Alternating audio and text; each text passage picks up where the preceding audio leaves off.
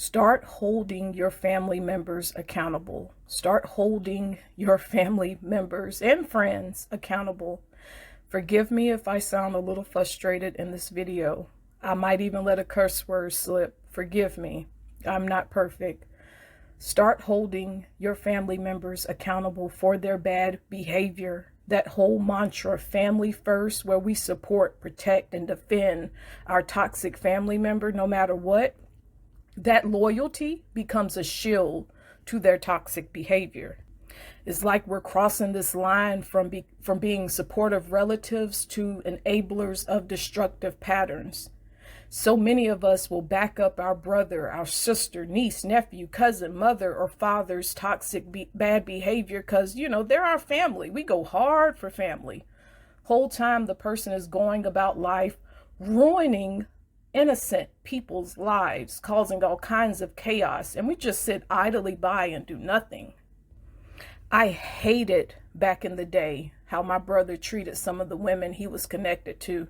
I didn't like the way he treated them, so when he would call me to complain about them, me knowing his character, knowing exactly how he was, I wouldn't allow him to brainwash me into co-signing on his bad behavior.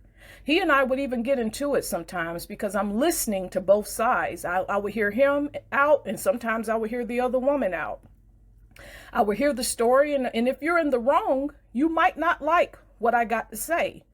I love you, but I refuse to allow you to be hurtful or evil on purpose just because we share the same blood. Some of you know exactly what's going on in that family, in your family. You know certain individuals need to be locked up or sent to a mental health hospital, but you turn the other cheek because maybe you're benefiting off of them. Maybe they're giving you money or something. People know that uncle in the family is probably sick. People know that brother that they put on a pedestal in their family is a deadbeat dad. And instead of that one person getting onto them, we side with them because they don't do any wrong. Then when they end up in jail or worse, we're sitting around wishing we would have done something different. I said this many years ago. I believe that what my brother is going through is karma. He used to bully me. Back in the day, he was horrible to animals. And as he got older, he was horrible to women. So God sat him down.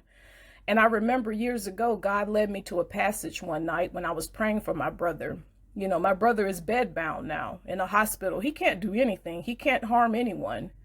All he can do is just sit in bed and think about his actions, from back in the day. And don't get me wrong, I love my brother, but I never was okay with what he was doing.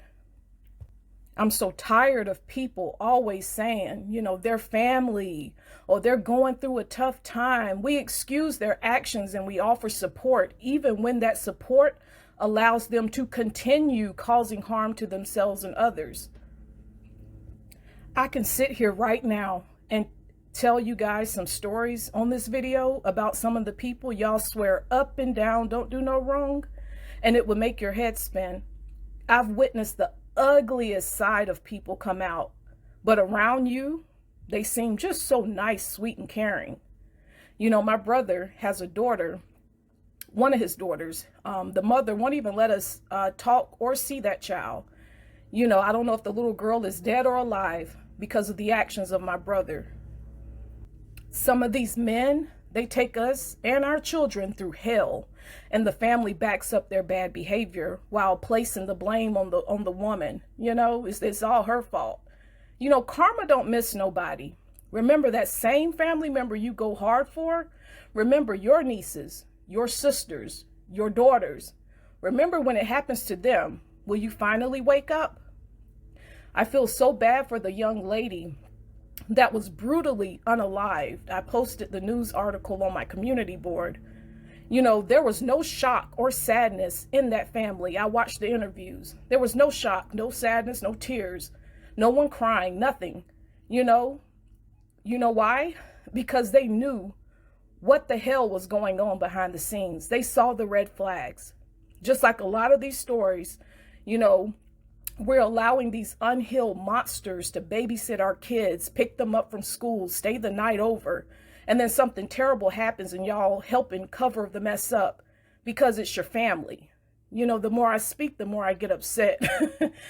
I might need to cut this video short. Listen, holding your family accountable is not abandoning them or cutting them off, cutting them out of your life. You're setting healthy boundaries. You're refusing to enable their bad behavior. I will forever protect my child. I've always been an overprotective mom.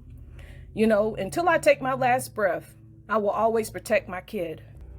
That inconsistent in and out of your child's life, that's damaging to their mental health. You know, my kid is at the age now where he knows what's going on. That kid is so smart. You know, I'm always asking, was asking, you know, have you heard from your dad? Have you heard from your dad? Asking him is, you know, are you okay? You know, because I can tell, you can see, you know, even if he says, you know, he's fine. But, you know, he said it doesn't bother him as much anymore as like how it used to. That sting, it doesn't sting as much anymore.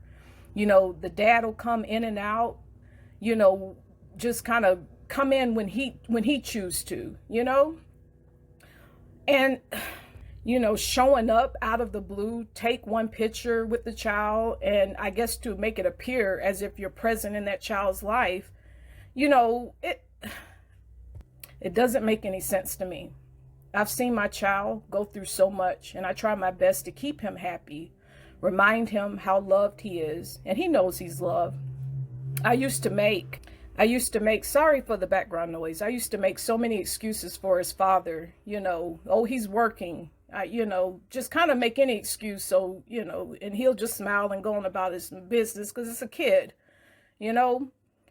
But I didn't want to tell my child the truth. You know, he was very young at the time, very innocent, but I'm done with that. I'm sick of it. Start getting on to your family members. You know, start holding them accountable.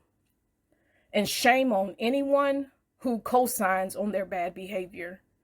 I don't care who it is. Shame on you. You know the truth, and you're just like, you know, sitting back thinking it's okay. But until it happens to you, let me get off this video. If you made it to the end, thank you for listening.